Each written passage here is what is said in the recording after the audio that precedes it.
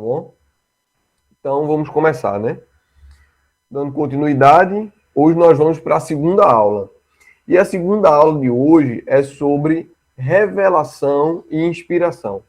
Bom, se a gente vai falar de Bíblia, né? Se a gente vai estudar a Bíblia, esse é um assunto fundamental para nós, é a revelação e a inspiração do texto bíblico, né? A palavra de Deus, ela é revelação de Deus. A palavra de Deus, ela é inspirada por Deus. A gente já ouviu falar disso muitas vezes e hoje a gente vai saber o que é que essas palavras significam. O que é revelação? O que é inspiração? Né? E aí, acredito que talvez alguns de vocês tenham dúvidas sobre isso, né? Sobre como é essa revelação, como é essa inspiração, o que é que isso quer dizer. E o propósito da aula de hoje é a gente aprender o que isso significa e tirar as nossas dúvidas. Então, eu queria começar essa aula de hoje fazendo essa primeira pergunta. Como Deus falou aos homens? A gente sabe que a Bíblia é a palavra de Deus, Deus se revelou aos homens, mas como é que Deus fez isso acontecer? Como é que Deus falou aos homens? Você já teve essa dúvida, né? Você já parou para pensar sobre isso? Existem muitas pessoas que acreditam que a única forma de Deus falar é ouvindo, né, com o ouvido, né, de uma forma audível, né, a palavra de Deus, a voz de Deus, né? E quando a gente se baseia, né, nessa afirmação de que a palavra de Deus ela tem que ser ouvida como ouvido, né? A gente vai começar a se questionar em alguns aspectos, algumas coisas. Como, por exemplo, as cartas de Paulo. A gente não vê Paulo dizendo que Deus falou com ele, ou narrando essas formas, né? E aí? Então, será que os escritos de Paulo não são palavra de Deus? A gente não vê as cartas de Pedro, né? As cartas de João, falando que Deus falou com eles, Deus disse exatamente. Então, será que isso não é palavra de Deus? Será que isso não é revelação? Será que isso não é. Será que esses textos não são inspirados? Né? Como é que isso aconteceu? Então, a gente vai responder a esse questionamento na aula de hoje. O livro de Gênesis conta como Deus criou a humanidade à sua imagem e semelhança. Um dos propósitos do Senhor era que Adão tivesse contato e comunhão com ele. A partir desse relato, fica claro que Deus cuidava do homem, conversava com ele e lhe dava ordens, pois o fato de o Deus Altíssimo dialogar com pessoas dessa maneira representa uma maravilhosa revelação de sua palavra e seu ser e sua vontade, de seu ser e de sua vontade. Então veja, quando a gente vai para o relato bíblico da criação da humanidade, a gente vê Deus criando o mundo, criando o universo, criando todas as coisas. Vê Deus criando a humanidade.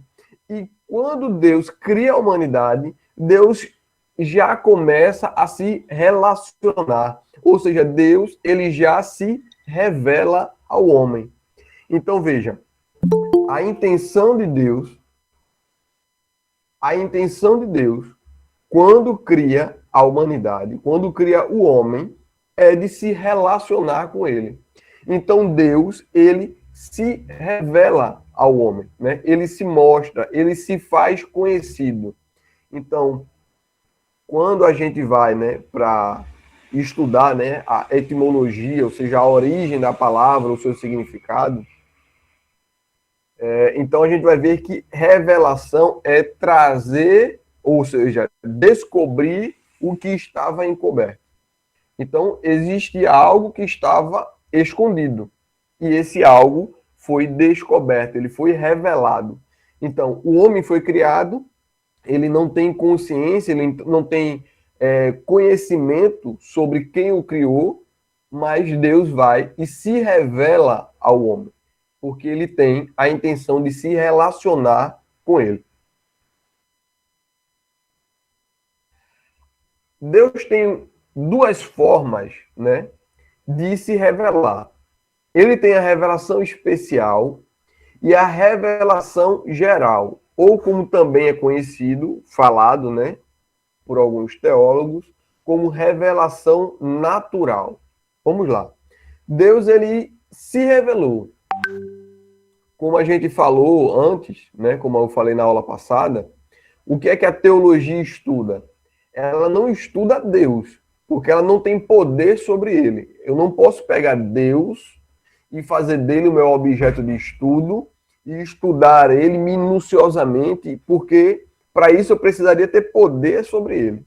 A teologia, o homem ele nunca vai ter poder sobre Deus. Então, quando Deus se revela desculpa, a teologia ela vai estudar o que Deus permitiu ser conhecido. Ou seja, a gente vai estudar a partir dessa revelação. Deus se revelou à humanidade e é sobre essa revelação que a gente estuda na teologia. E essa revelação de Deus para a humanidade, né, ela se dá de duas formas. Se dá na revelação natural, que é a revelação geral, e se dá a revelação especial. Primeiro a gente vai ver o que é revelação geral, o que é revelação natural. Vejamos o que o texto bíblico diz aí em Romanos, capítulo 1, versículo 20. Veja o que é que o apóstolo Paulo diz. Porque os atributos invisíveis de Deus, isto é, o seu eterno poder e a sua divindade,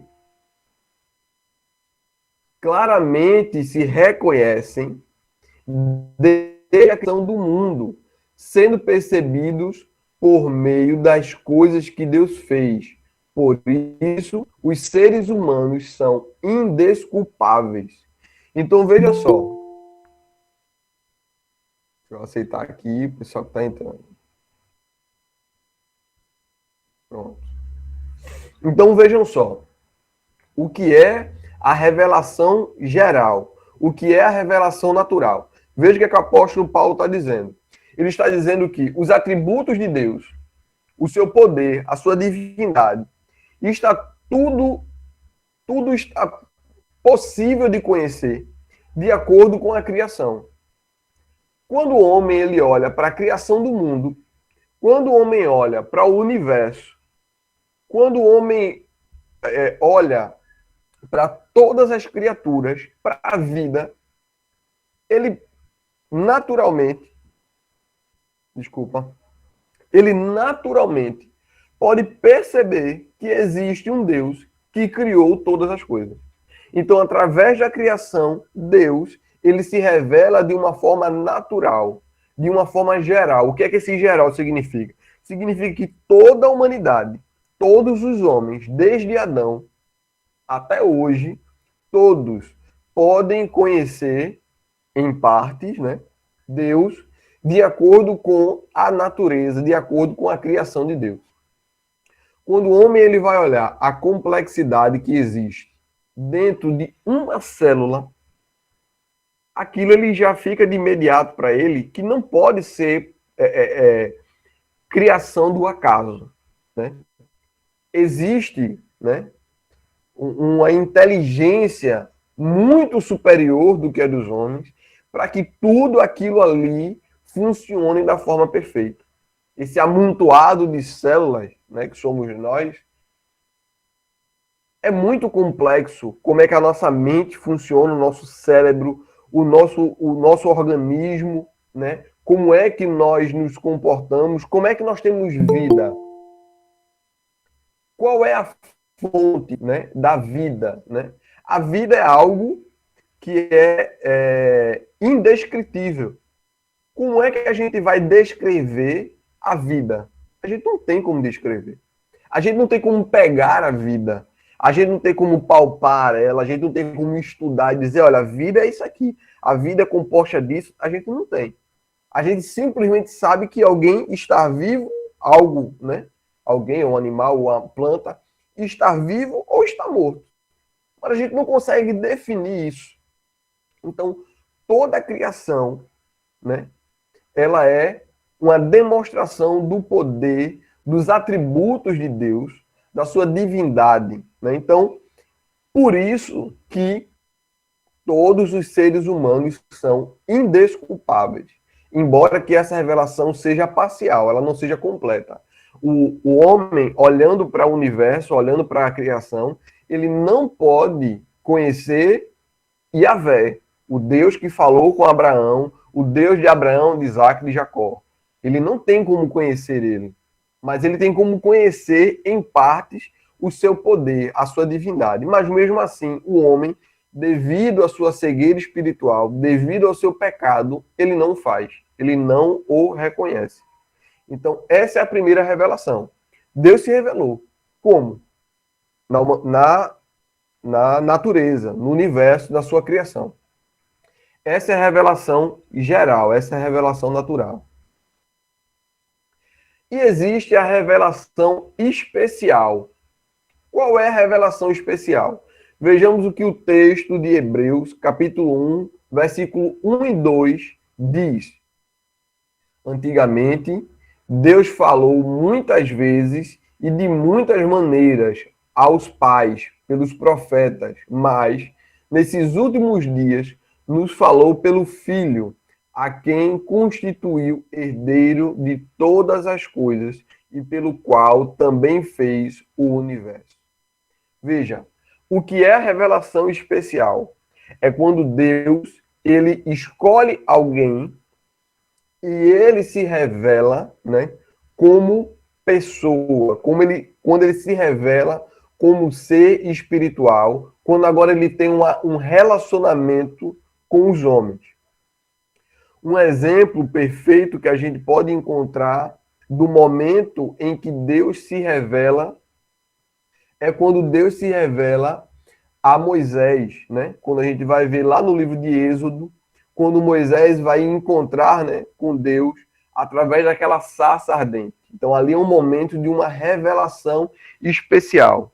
Vamos pegar nossas Bíblias, né? E vamos abrir aí no livro de Êxodo para a gente dar uma olhada nessa revelação de Deus a Moisés. Êxodo capítulo 3, a gente pode ver essa revelação. Os irmãos estão com Bíblia aí, né? A gente vai ler alguns textos aí. Então veja o que aqui fala em Êxodo capítulo 3. Moisés apacentando o rebanho de Jetro, seu sogro, sacerdote de Midian, e, levando o rebanho para o lado oeste do deserto, chegou a Horebe, o monte de Deus. Ali o anjo do Senhor lhe apareceu numa chama de fogo, no meio de uma sarça. Moisés olhou, e eis que a sarça estava em chamas, mas não se consumia. Então disse consigo mesmo: vou até lá para ver essa grande maravilha, porque a sarça não se queima. Então o Senhor viu que ele se aproximava para ver. Deus, no meio da sarça, o chamou e disse: Moisés, Moisés. Ele respondeu: eis-me aqui. Deus continuou: não te aproxime, tira a sandália dos teus pés, porque o lugar em que você está é terra santa. Então veja, Deus se revela a Moisés. Isso é uma revelação especial. Veja, Moisés poderia saber que existe um Deus olhando para a natureza. Isso é revelação natural, isso é revelação geral. Mas Deus escolhe Moisés para fazer com ele uma revelação especial. Veja, Deus faz algo extraordinário, né?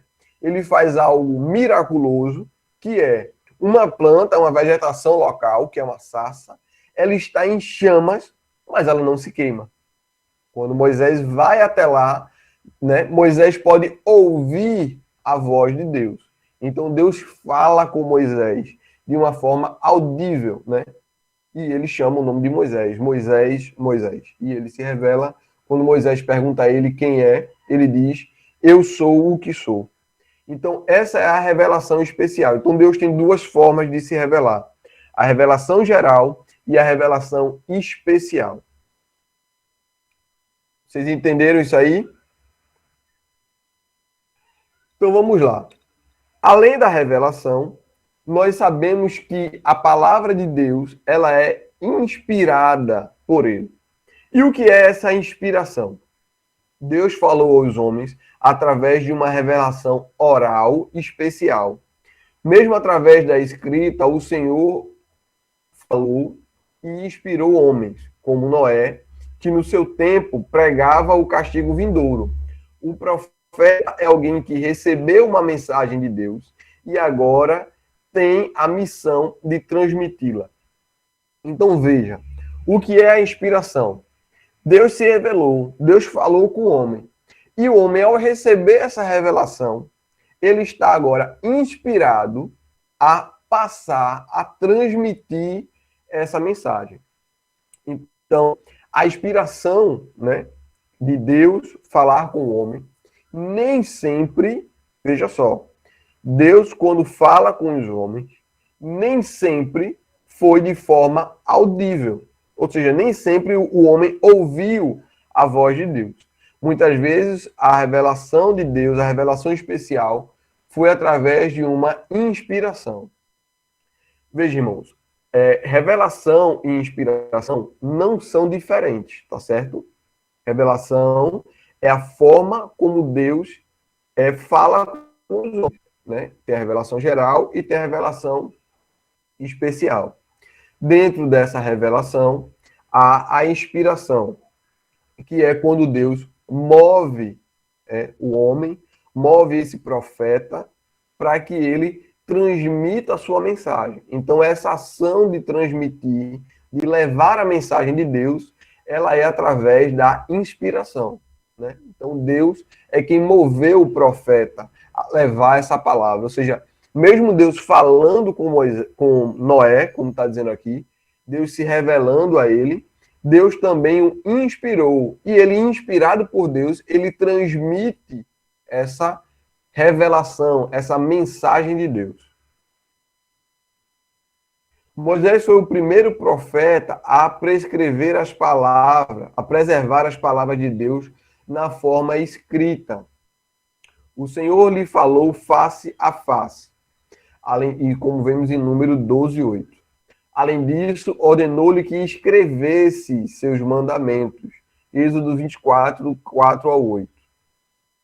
A maior parte do Pentateuco, depois do relato do chamado de Moisés em Êxodo 2, traz expressões como o Senhor disse a Moisés. Então veja, o que Moisés escreveu, aliás, vou aproveitar aqui e adiantar um trechinho da próxima aula. A nossa próxima aula é sobre Antigo Testamento. Então a gente vai ver lá no Antigo Testamento o que é que significa essa palavrinha aqui, ó. Cadê? Pentateuco. Vocês estão vendo aqui? Pentateuco. O que é o Pentateuco? O Pentateuco são os primeiros 5 livros da Bíblia: Gênesis, Êxodo, Levítico, Números e Deuteronômio. Essa primeira coleção, né, é o Pentateuco. Porque tinha desistiu. Aí eu já ia me dispensar, já ia dizer. Não. O microfonezinho ativou aqui, mas tudo bem. Vamos lá. Então, essa primeira coleção se chama Pentateuco. São os primeiros 5 livros da Bíblia. E quem escreveu esses primeiros 5 livros? Foi Moisés.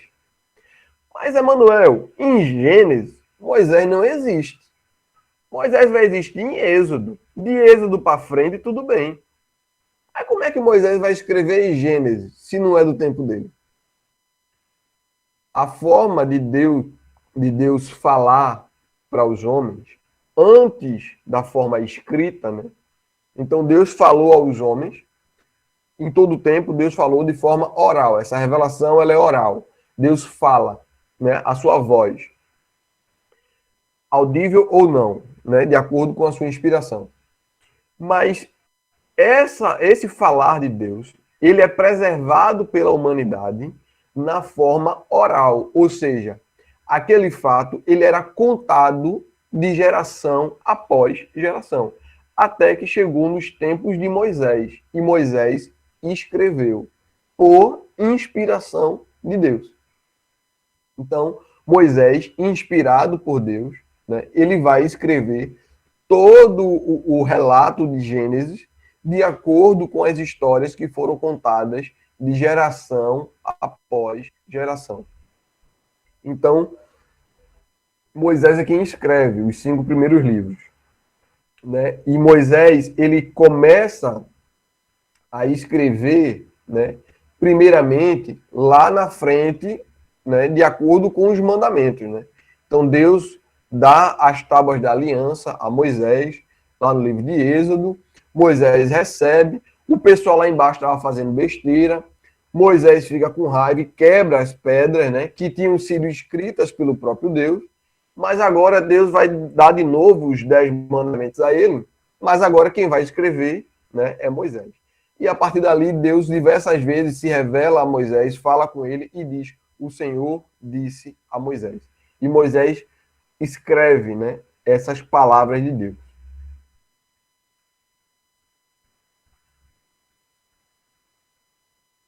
As visões dos profetas do Antigo Testamento, eram como instrumentos da revelação de Deus, ou como os seus porta-vozes para o povo. Lembremos que um profeta em Israel não era considerado apenas um homem puramente espiritual. Na verdade, era visto como um indivíduo chamado por Deus para dele receber revelações. A palavra do profeta era reconhecida como a palavra de Deus, de tal maneira que era como se ele tivesse ingerido um rolo de pergaminho vindo do céu e depois o transmitisse oralmente para o povo. A mensagem por eles transmitida era a palavra de Deus. Então veja, quando Deus levantava, né, um profeta, não era qualquer um, né? Então Deus, quando ele escolhia alguém para se revelar, aquele alguém já é um homem profundamente espiritual. E esse reconhecimento do profeta para o povo de Deus, para a nação de Israel, era de uma altíssima autoridade. Então veja, qual era o sentimento do povo em relação ao profeta?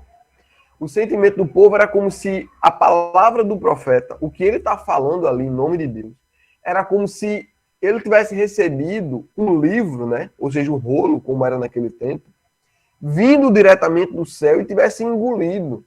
Era como se, imagine uma impressora, era como se a boca do profeta fosse a boca da impressora, e o que ele fosse falando, né? O que ele falasse em nome de Deus, aquelas palavras ali eram diretamente de Deus.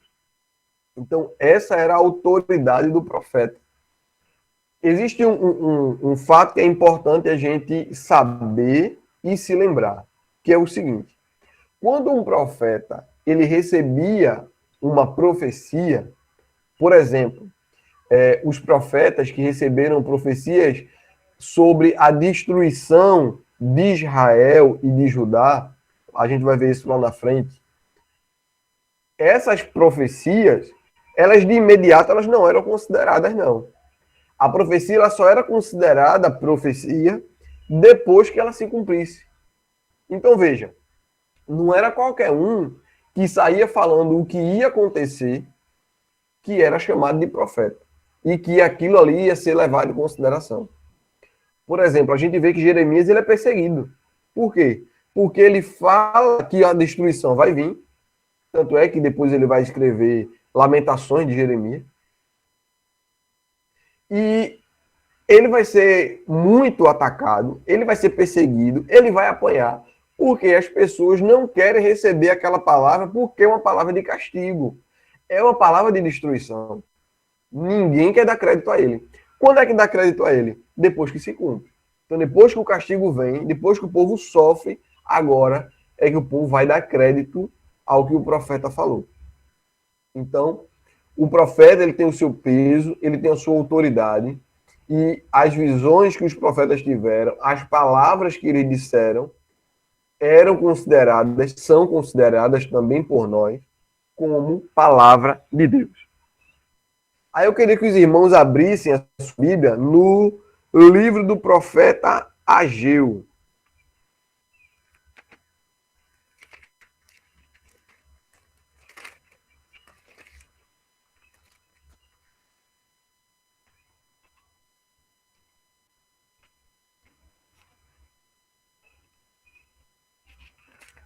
É um livro bem pequenininho.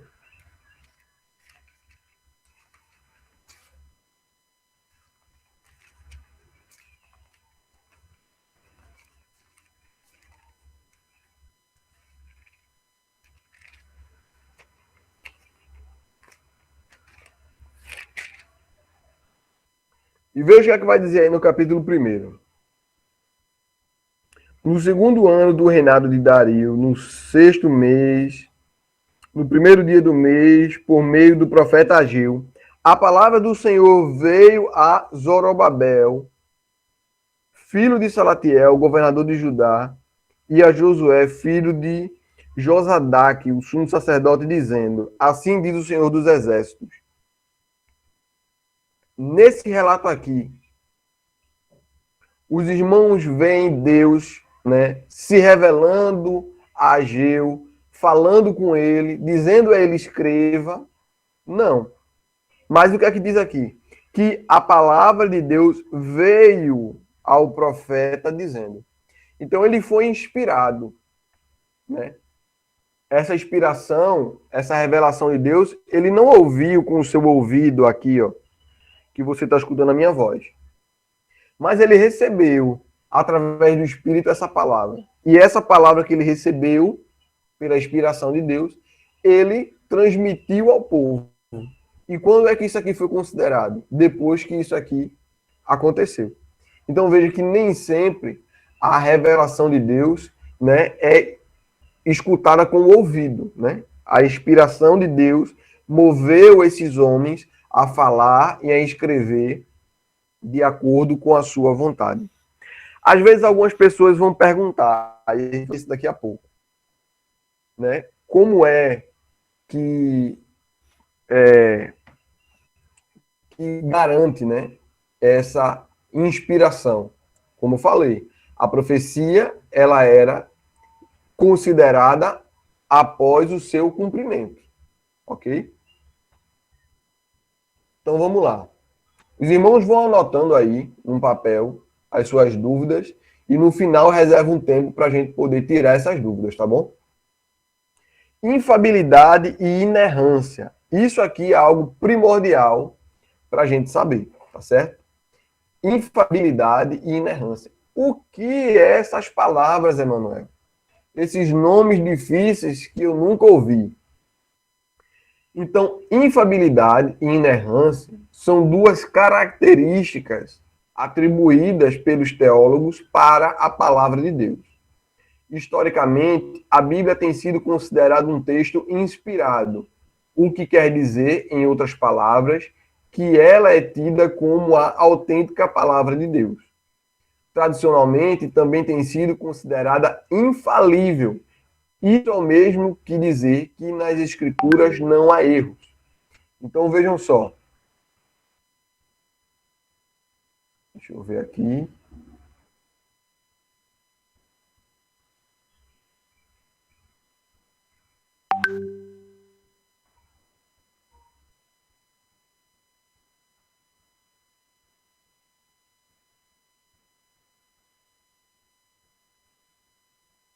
A irmã Edna não conseguiu entrar.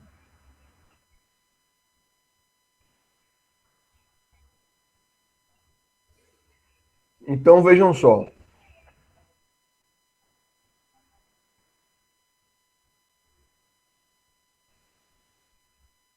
O que quer dizer infalibilidade? Quer dizer que a palavra de Deus ela é infalível. Ela não falha, ela não falta. Nela não contém erros. Isso é o que a palavra infalibilidade quer dizer. Ela é infalível.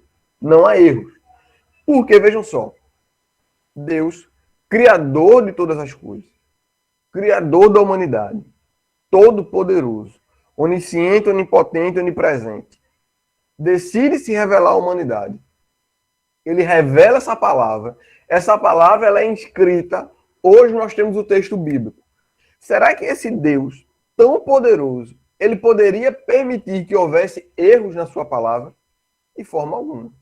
Um Deus que cria algo tão complexo como é a vida, como é a humanidade, como é a criação, como ele pode permitir que a sua palavra, na sua palavra contenham erros? É óbvio que não. Então nós consideramos que a palavra de Deus, ela é infalível. Essa é a infalibilidade. Em épocas mais recentes, teólogos da linha conservadora têm considerado a crença na Bíblia como a única regra infalível de fé e prática. Inclusive, esse é um dos princípios batistas. Qual é esse princípio? A Bíblia é a nossa única regra de fé e de prática. O que é que rege a nossa fé? É a Bíblia. O que significa prática, né? Então, as nossas práticas, as nossas ações, os nossos cultos, os nossos louvores, eles são unicamente guiados pela Bíblia. A Bíblia é a nossa autoridade máxima quanto à nossa fé e à nossa vida. Tudo a gente vai para a Bíblia. Se está na Bíblia, tá ok. Se não está na Bíblia, a gente descarta. Isso aí não vai ter vez, né, com os batistas, pelo menos. Entretanto, com o surgimento do liberalismo, essa doutrina tem comumente sido reinterpretada, para transmitir o significado de que a Bíblia é infalível apenas em questões de fé e moral. Dessa maneira, o termo infalível foi diluído, permitido a identificação de equívocos no texto bíblico com relação a fatos científicos e históricos. Então, vejam só, surgiu no final do século XVIII, início do século XIX, um movimento chamado de liberalismo teológico, ou teologia liberal, que disse que essa infalibilidade da Bíblia só diz respeito às questões de fé e moral, como, por exemplo, o que é certo, o que é errado. Mas, em fatos científicos e históricos, a Bíblia ela está com alguns equívocos, com alguns erros. E esses erros são de responsabilidade do homem. Né? Então, ele foi, de certa forma, diluído esse termo. Só que nós, por exemplo, batistas, né, que somos conservadores em relação à doutrina, nós não aceitamos esse pensamento do liberalismo teológico. A palavra de Deus, ela não contém erros, independente dos seus aspectos, seja até científicos e históricos. Mas antes da gente ir para essa resposta aos liberais, a gente precisa entender o que é o liberalismo teológico. E aí a gente vai ver uma coisinha aqui, rapidinho, porque não dá para a gente fazer muita coisa sobre o liberalismo. Eu vou trazer aqui só algumas das ideias para que a gente possa entender sobre o liberalismo, tá ok? Um dos principais pensadores do liberalismo teológico é Schleiermacher. No que tange à hermenêutica bíblica, o enfoque principal de Schleiermacher não era teológico, mas psicológico. Ele preconizava que os intérpretes das escrituras deveriam tentar entender as ideias de seus autores, que eram simples seres humanos. Daí a não aceitação de que as escrituras fossem a palavra de Deus inspirada. Então veja só, o que é que esse teólogo liberal considera? Que a Bíblia ela não é inspirada por Deus. Ela é escrita de homens, unicamente. Ela não é inspirada. E que o que a gente deve fazer com a Bíblia é ler relatos de homens que escreveram sobre Deus, mas que não foram inspirados, e que dali a gente tirasse alguma lição para a nossa vida. Mas que a gente soubesse que aquelas palavras em si, elas não são inspiradas. Elas são palavras escritas apenas por homens. No campo da cristologia, cristologia é o que nós estudamos sobre Cristo, sobre Jesus, sobre a sua obra, né, de salvar a humanidade. É a cristologia. Sobre a cristologia, Schleiermacher ataca frontalmente a ortodoxia. A ortodoxia é a tradição, né, o que a igreja já considerava. Ao afirmar que a obra de Jesus, sofrimento, morte e ressurreição, nada significa para a salvação. Para ele, não se pode atribuir qualquer significado ao sofrimento de Cristo na cruz, sendo que a história da paixão serve apenas como exemplo e ilustração da perseverança em meio ao sofrimento.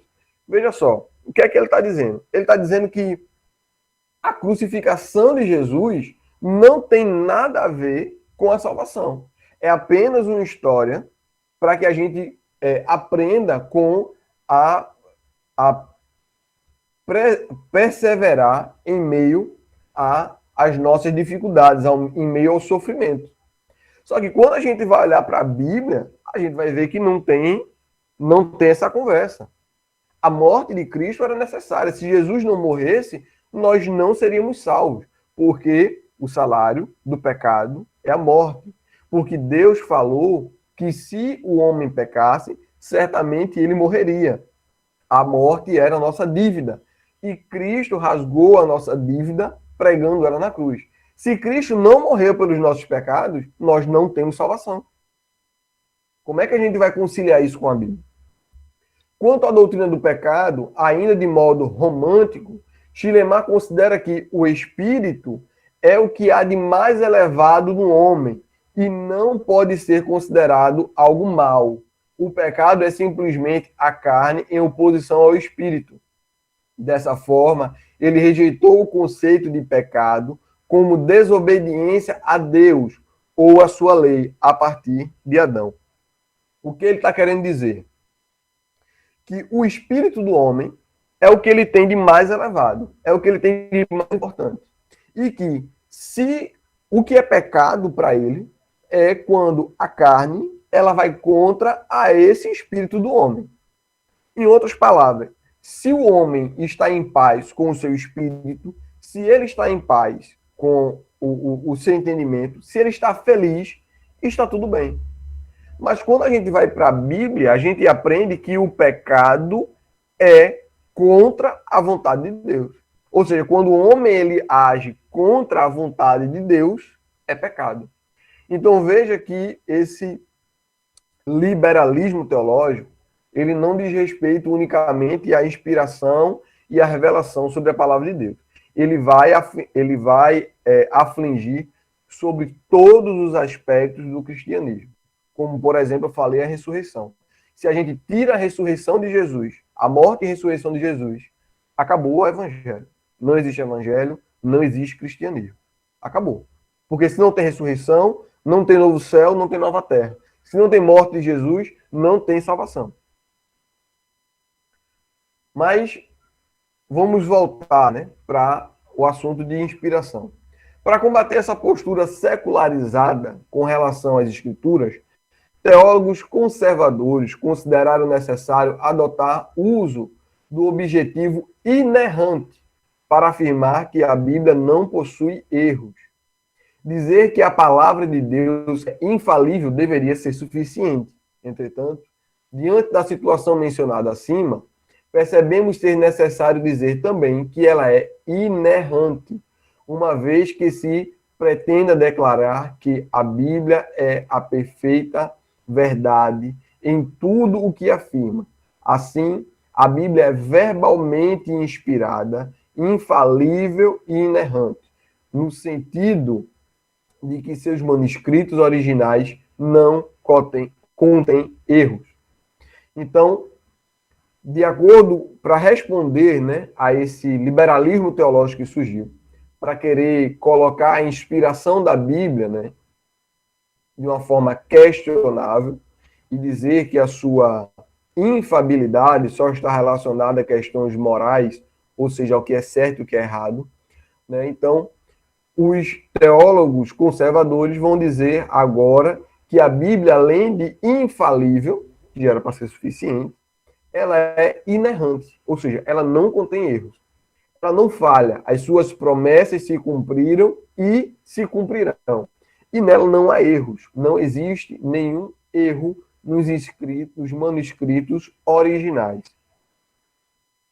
Muitos consideram essa visão das escrituras muito restritiva. Dizem que estamos vivendo no século XXI, em que não deveríamos acreditar mais em tais doutrinas. Afirmam que os fatos contrariam essa visão e que os conceitos científicos presentes na Bíblia já caíram em desuso. Afirmam que Adão e Jonas não existiram.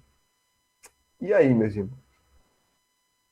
Será que Adão e Jonas não existiram? Vamos ver o que é que a Bíblia diz. Algo muito importante que a gente precisa ter sempre em mente é o seguinte: se eu digo que a Bíblia é minha única regra de fé e prática, quando eu tenho uma dúvida, eu preciso recorrer à Bíblia. O que é que a Bíblia vai me dizer? Isso é o mais importante. Então, eu queria que os irmãos abrissem suas Bíblias no livro de Romanos e vamos ver o que é que Paulo vai dizer. No capítulo 5, do versículo 12 ao 21.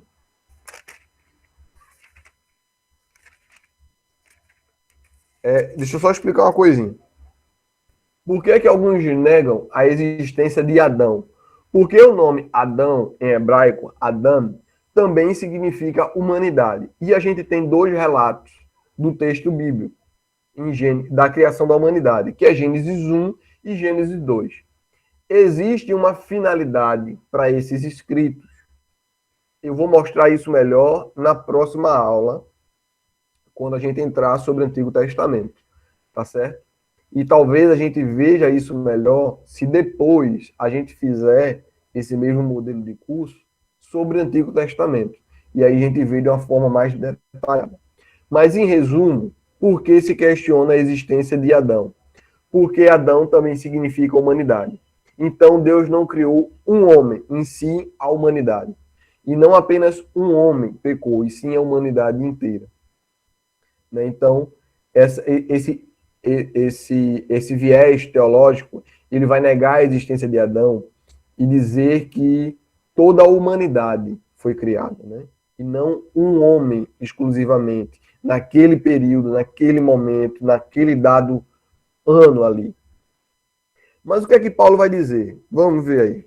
Versículo 12. Portanto, assim como por um só homem entrou o pecado no mundo, e pelo pecado veio a morte, assim também a morte passou a toda a humanidade. Veja, por quem foi que o pecado entrou? Através de um único homem. Que homem é esse? Adão. E através dele passou para toda a humanidade. Então vejamos, Adão, de acordo com a Bíblia, é um homem, sim, é o primeiro homem, é um fato, e a Bíblia afirma isso. Então não há dúvidas quanto à existência de Adão. E aí, no decorrer do texto, Paulo vai falar mais sobre isso, sobre essa relação em que há um contraponto entre Adão e Jesus. Ou seja, do mesmo modo que através de Adão entrou o pecado no mundo, através de Cristo entrou a graça no mundo. Então, Cristo traz a graça, traz a salvação, que é a resposta para Adão que trouxe o pecado. Vamos ver agora sobre Jonas. Jonas é algo muito interessante. Vamos ver aí o relato de Mateus, capítulo 12, versículo 40.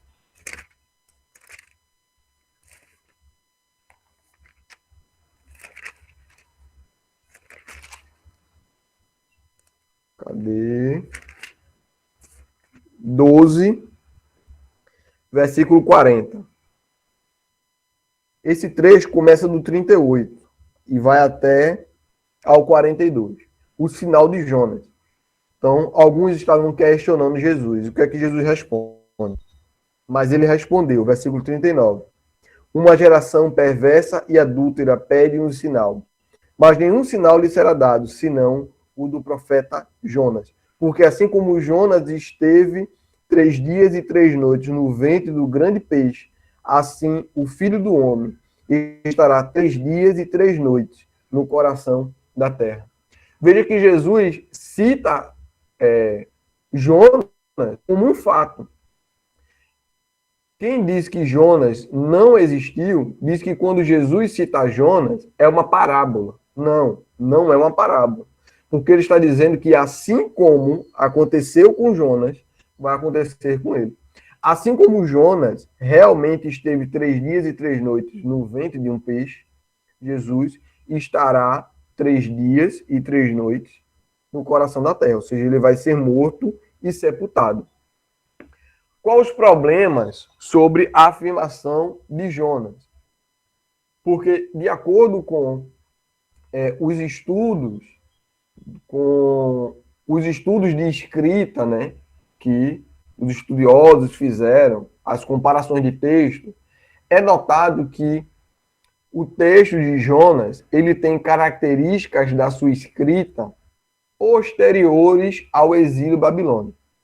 Então, ele tem uma forma de ser escrito que não é semelhante ao seu período. Então, quando é feita essa crítica textual, ou seja, essa comparação dos textos, fica claro que Jonas foi escrito mais à frente. Isso não quer dizer que o fato do profeta, a história do profeta Jonas, não seja real. Por exemplo, Moisés escreveu Gênesis. E Moisés não está vivo em Gênesis 1. Ele não é uma testemunha ocular de Gênesis 1. Mas ele escreve o livro de Gênesis. E isso não quer dizer que o livro de Gênesis agora é uma parábola, é mentira. Certo? É um fato, é real. E ele escreveu sobre isso. Então, se o texto de Jonas, o que nós temos, é uma cópia ou um escrito que não foi do mesmo período, não quer dizer que aqueles fatos não aconteceram. Uma das principais ênfases da reforma era o lema sola escritura, ou seja, somente a Bíblia. Esse enfoque foi vital para dar vazão àquele grande avivamento espiritual. Devido à influência dos liberais, a doutrina da inerrância praticamente desapareceu da Alemanha no século XIX e em muitas partes dos Estados Unidos no início do século XX. Uma renovação da plena confiança e da crença na Bíblia fomentou o fortalecimento dos evangélicos e da pregação das boas novas no final do século passado. É muito fácil perceber a ligação entre as duas coisas. Então veja que a gente consegue perceber uma ligação muito forte entre o liberalismo, quando ele chega, quando ele questiona e quando ele ensina que a Bíblia ela não é infalível, ela não é inerrante, com a queda, né, do cristianismo naquele lugar. Então veja, hoje a gente vê que a Europa é considerada um continente pós-cristão, justamente por causa disso. Porque foi ensinado que a Bíblia ela não é inerrante, ela não é infalível, ela não é a palavra de Deus, ela não é inspirada. Os seus pontos principais, consequentemente, eles vão sendo colocados em xeque, e o que acontece? As pessoas, elas não mais acreditam nisso. E hoje a Europa é considerada um continente, por eles mesmos é chamado de um continente pós-cristianismo, ou seja, o cristianismo veio e passou. Eles não são mais cristãos. A Bíblia é a palavra de Deus transmitida a nós. Devemos lê-la, estudá-la, meditar nela e, principalmente, colocá-la em prática. Em seguida, é preciso que nos juntemos a outros que partilham dessa fé preciosa, a fim de garantir que as escrituras sejam respeitadas e ensinadas até os confins da terra. Então, meus irmãos, a gente vai até aqui hoje, essa é a nossa aula sobre revelação e inspiração, e nós devemos fazer o que está escrito aqui. A gente precisa crer e aprender que a Bíblia é a palavra de Deus. É revelação, é inspiração. Ela é inerrante e ela é infalível. E a gente precisa estar junto de outros que compartilham da nossa fé, para que a gente sempre esteja fortalecendo uns aos outros e para que a gente possa crescer na nossa fé.